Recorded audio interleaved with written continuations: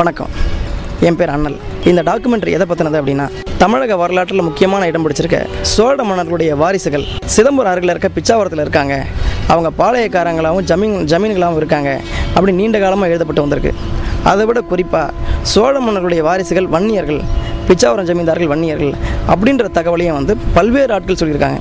புலவர் சே ராசுவும் சொல்லியிருக்காரு. என்னோட நண்பர் முரளி, நான் இன்னும் சில பேருக்கு இது உண்மைதானா, அவங்க சோழ மன்னனுடைய வாரிசாக இருந்தால் அவங்களுடைய நிலைமை எப்படி இருக்குது, இதையெல்லாம் கண்டறியணும்னு எங்களுக்கு ஒரு நீண்ட நாளாக எண்ணம்.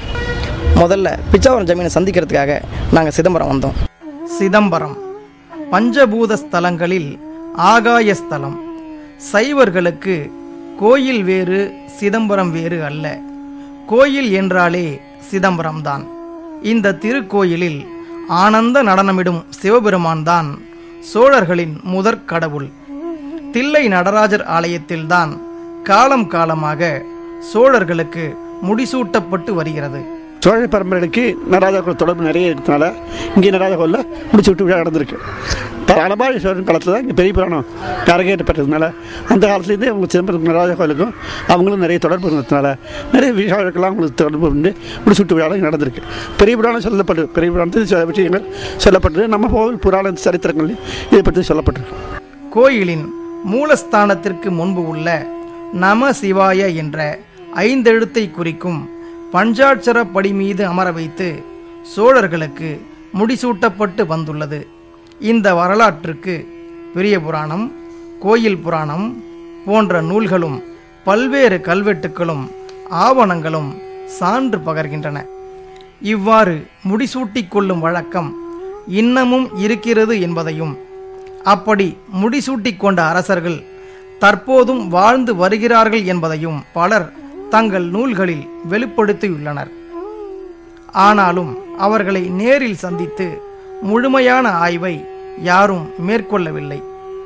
இதனால் நானும் எனது நண்பர் விமானப்படை அலுவலர் திரு முரளி நாயகரும் பிச்சாவரம் பாளையக்காரர்களின் இருப்பிடத்தை கண்டுபிடிக்கும் முயற்சியில் இறங்கினோம்.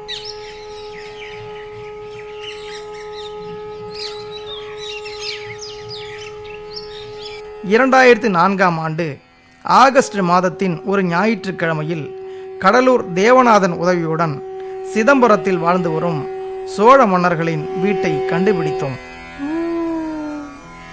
அவர்களிடம் கலந்துரையாடி 1844ஆம் ஆண்டின் சில ஆவணங்களின் நகல்களையும் பெற்றுக்கொண்டு சென்னை திரும்பினோம். பின்னர் தொல்லியல் துறையின் முன்னாள் இயக்குனர் திரு நடன காசிநாதன், தொல்லியல் துறையின் முன்னாள் துணை இயக்குனர் திரு மா சந்திரமூர்த்தி, வரலாற்று ஆய்வாளர் புலவர் திரு முத்து எத்திராசன் ஆகியோருடன் நானும் முரளியும் குழுவாகச் சேர்ந்து 2004 செப்டம்பர் 4ஆம் தேதி கள ஆய்வுக்காக சிதம்பரம் சென்றோம். சோழ மன்னர் சிதம்பரநாத சூரப்ப சோழனார் எங்களை அன்போடு வரவேற்றார். தனக்கு 1978ஆம் ஆண்டு முடிசூட்டப்பட்ட நினைவை பசுமையுடன் நினைவு கூறுகிறார் சிதம்பரநாத சூரப்ப சோழனார். அதாவது திருமணத்துக்கு முதல் நாள் முடிசூட்டு விழா நடக்கும். அது நாங்கள் தங்கியிருக்கிற வீட்டிலேருந்து ஊர்வலமாக கோயிலுக்கு அழைச்சிட்டு போவாங்க. கோயிலுக்கு அழைச்சிட்டு போனதும் அங்கே பூரணகும்ப மரியாதையோட கிழக்கு வாசலில் தீட்சிதர்களும் நம்மளை சேர்ந்தவங்களும் எல்லோரும் வந்திருப்பாங்க. அவங்க எங்களை வரவேற்றுக்கிட்டு அந்த கோயிலுடைய கருவறைக்கு அழைச்சிட்டு போவாங்க. அழைச்சிட்டு போனதுக்கு பிறகு அங்கே உள்ள அன்றைய முறை உள்ள தீட்சிதரும் அவருடைய அவங்களுக்கு குருவாக உள்ளவரும் அங்கே இருப்பாங்க. அவங்க எங்களை ஒரு சில வினாடிகள் அங்கே கொஞ்சம் தாமதித்து அது வரைக்கும் தரிசனம் பண்ணிங்க அப்படின்னு சொல்லுவாங்க. அங்கே நாங்கள் சுவாமியை தரிசனம் பண்ணிகிட்டு இருக்கிறப்பயே அவர் மித்தவங்கள்லாம் தீட்சிதரும் அவங்களுடைய குருவும் எங்களை அந்த பஞ்சாட்சரப்படிக்கு அழைச்சிட்டு போவாங்க. புது வஸ்திரங்கள், புது வேஷ்டி, புது அங்கவஸ்திரம் நாங்கள் தரிச்சிருப்போம். அந்த இடத்துல எங்களை அமரவா சொல்லுவாங்க. அங்கே அமர சொன்ன உடனே நான் இந்த பஞ்சாட்சரப்படியில் அமருவேன். அமர்ந்த பிறகு அங்கே நடராஜருக்கு எந்த சங்கால் அபிஷேகம் பண்ணுவாங்களோ அந்த வலம்புரி சங்கால நடராஜருக்கு அபிஷேகம் செய்கிற மாதிரியே அந்த புனித நீரை எடுத்து எனக்கு தலையில் புரோட்சிப்பாங்க, அப்படியே ஊற்றுவாங்க. அப்போ வந்து அவர் ஒரு மந்திரம் சொல்லுவார். அந்த தீட்சிதரோ அவங்களுடைய குருவோ ஒரு மந்திரம் சொல்லுவார். அந்த இது தலையில் தண்ணி ஊற்றினதுக்கு பிறகு பட்டம் கட்டுறதுன்னு ஒரு சடங்கு. அதுக்கு வந்து பனை ஓலையில் ஏதோ ஒரு மூல மந்திரம் எழுதி அதையும் வந்து நெற்றியில் வந்து அவங்க அணிவிப்பாங்க. அது அணிவிச்சது பிறகு அங்கே உள்ள மக்களுக்கெல்லாம் வந்து நீங்கள் எதாவது சொல்ல விரும்புகிறீங்களா அப்படின்னு சொல்லுவாங்க. பொதுவாக கோயிலில் வந்து நமக்கும் சரி நம்மளும் சரி யாருக்கும் கும்பிடக்கூடாது. நம்ம கும்பிடுறது பூரா கோயிலில் எழுந்திருக்கிற இறைவனுக்கு தான் சேரணும். ஆனால் எல்லோரும் வணக்கம் தெரிவிச்சிட்டாங்க. அதுக்காக நானும் திருப்பி வணக்கம் தெரிவிச்சுட்டு அங்கே கோயிலில் சத்த நாள் இருந்துட்டு அந்த சடங்கை முடிகிற வரைக்கும் நாங்கள் அமர்ந்திருந்துட்டு உடனே எழுந்திரிச்சு அந்த சபையை வந்து ஒரு வளம் வந்துட்டு அங்கே ஆயிரக்கால் மண்டபத்துக்கே என்னை அழைச்சிட்டு போனாங்க.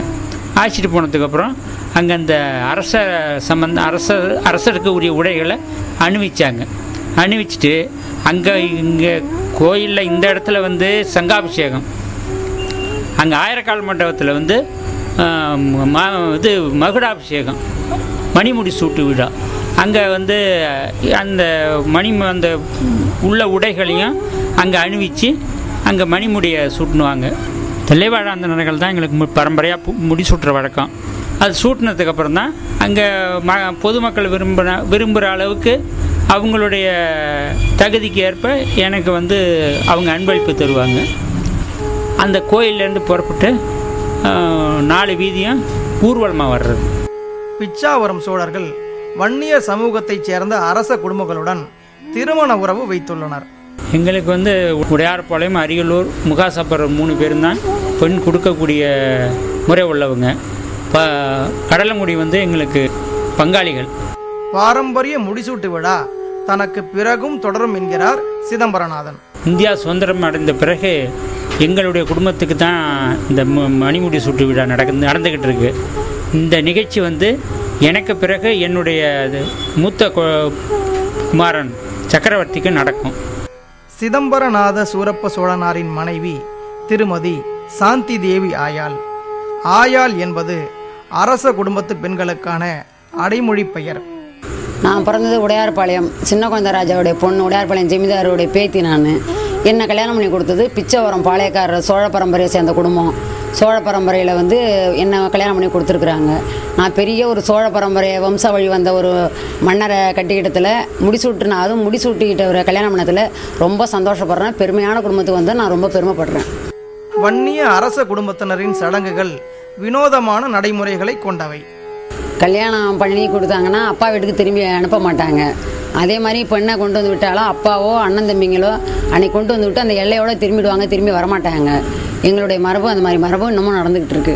உடையார்பாளையம் அரசர்கள் தங்கள் பெண்களை பல்லக்கில் அனுப்பி பிச்சாவரம் அரசர்களுக்கு திருமணம் செய்து கொடுத்துள்ளனர். சீர்வரிசைலாம் நிறையா தங்கம், வெள்ளி, வைரம் அதெல்லாம் செய்வாங்க ஜமீன்தார் வீட்டு பொண்ணுன்னு.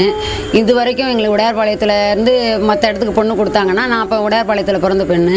எனக்கு வந்து கன்னிகாதானம் பண்ணி எல்லாமே செஞ்சு கன்னிகாதானம் பண்ணி தான் வீட்டுக்கு அனுப்புவாங்க. அந்த மாதிரி தான் எங்கள் அப்பா எனக்கு எல்லாம் செஞ்சு அனுப்பி வச்சாங்க. இந்த காலில் மெட்டி, பவுனு மெட்டி தான் போகிறது, பவுன் கொலுசு தான் போகிறது, வெள்ளிலாம் போட மாட்டோம். தாலி வந்து பிள்ளையார் தாலி செய்வாங்க. அந்த தாலி இன்னும் வந்து நிறுத்து பார்க்கலாம் மாட்டோம். எங்கள் வீட்டில் போடும்போது எவ்வளோ பவுன் கொடுத்தாலும் அந்த தாலியை வந்து நிறுத்து பார்க்குற பழக்கம் உடையார்பாளையத்தில் கிடையாது. எங்கள் மரபு இது. எல்லாமே வைரம், தங்கம் எல்லாமே நிறமையாக போட்டு கன்னிகாதானம் பண்ணி தான் என்னை அடித்தாங்க. கருகமணியில் பொட்டு கொத்து நாகவழி சடங்குன்னு சொல்லி கல்யாணம் ஆன அன்னைக்கு நாலாஞ்சு சடங்குன்னு சொல்லி நாகவழின்னு செய்வாங்க. அந்த மாதிரி செஞ்சு கருகமணி பொட்டு எல்லாம் போட்டுக்கிறது அது எங்களுடைய மரபு. அது பல்லக்கில் போய் வந்துக்கிட்டு தான் இருந்தோம். கல்யாணத்துக்கு கூட நான் பல்லக்கில் தான் என்னை உடையார்பாளையத்தில் பெண்ணு அழைச்சது. எனக்கு கல்யாணம் வந்து உடையார்பாளையத்தில் தான் நடந்தது. அதனால் பல்லக்கில் தான் போய் வந்துட்டு இருந்தோம். அந்த மறுபடி நடத்திட்டு இருந்தோம். சிதம்பரநாத சூரப்ப சோழனாருக்கு 3 பிள்ளைகள். மூத்தவர் சக்கரவர்த்தி சூரப்ப சோழனார், 2வது மகள் ஐஸ்வர்யா சூரப்ப சோழனார், 3வது மகன் மன்னன் சூரப்ப சோழனார். சிதம்பரநாத சூரப்ப சோழனாரின் தந்தை காலஞ்சென்ற ஆண்டியப்ப சூரப்ப சோழனார். இவருக்கு 1943ஆம் ஆண்டு தில்லை கோயிலில் முடிசூட்டப்பட்டது. அந்த வரலாற்று நிகழ்வை நேரில் பார்த்தவர்களில் ஒருவர் தேவார சங்கீத பூஷணம் நாராயணசாமி படையாட்சி அவர்கள். 90 வயது வரை நிறைவாழ்வு வாழ்ந்த அவர் தற்போது உயிருடன் இல்லை. கல்யாணத்தில் பொண்ணையும் பார்க்க முடியல, மாப்பிள்ளையும் பார்க்க முடியல. யாருடைய கல்யாணம்? யாருடைய கல்யாணம்? இவங்க அப்பாவுடைய கல்யாணம். அவங்க பேரு ஆண்டியப்ப சூரப்ப சோழன், ஜலசகண்டி பொண்ணு பேர் ஆண்டியப்ப சூரப்ப சோழகனார். ஆமாங்க. ஜலசகண்டி ஆயாலா? ஆமாம், ஜெயசகண்டி. எந்த வருஷம் அது? இது உடையார் பாலத்துல இருந்து சிதம்பரம் வந்தாங்க. வருஷம் எந்த வருஷம்? வருஷம் எந்த வருஷம்? 1943ங்க. தெற்கு போங்க உட்கார வச்சு முடி சூட்டுவாங்க. முடி சூட்டின பிறகு அங்கேருந்து கோபுரம் வரைக்குமே என்ன தெரியலைங்க, பல்லக்கை வரும்.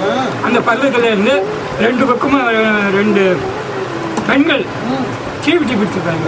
பெண்கள் தாங்க தீவிட்டு பகல் தீவிட்டி புதுப்பொடி வச்சது ஊர்வலம் வந்தது. ஊர்வலம் வந்து தான் அதுக்கப்புறம் அந்த வடக்கு இதில் இப்போ அர்பன் பேங்க் இருக்கு பாருங்க, அர்பன் பேங்கில் தாங்க கல்யாணம்.